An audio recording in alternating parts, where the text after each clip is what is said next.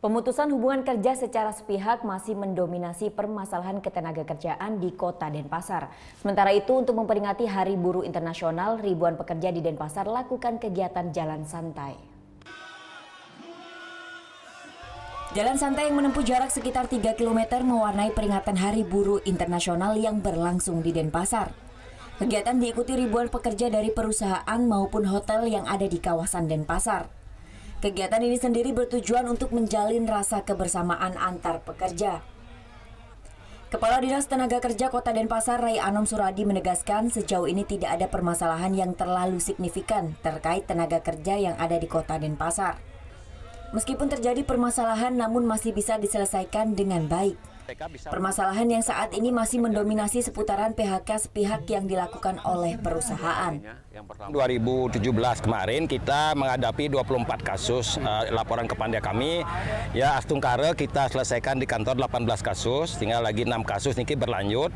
Yaitu sah-sah saja berlanjut kan karena sudah kita mediasi selama 2 kali di kantor, tentu juga ada yang belum puas. Kami persilahkan ke peradilan hubungan industrial, itu jalan terakhir. Namun kami syukuri 2018 kita dapat selesaikan di kantor. Sementara di Hari Buruh Internasional ini banyak harapan yang disampaikan oleh para pekerja. Salah satunya adalah terkait hak serta kewajiban di antara pekerja dan perusahaan.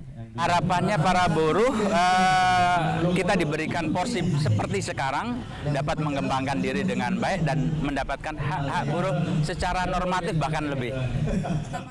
Di Denpasar sendiri, usaha mikro kecil dan menengah atau UMKM saat ini masih cukup mendominasi.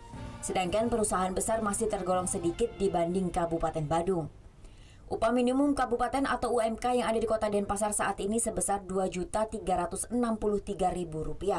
Jumlah tersebut meningkat sekitar 8,3%. Surya Sanjaya melaporkan untuk NET. Oh yang beneran? Iya, oke.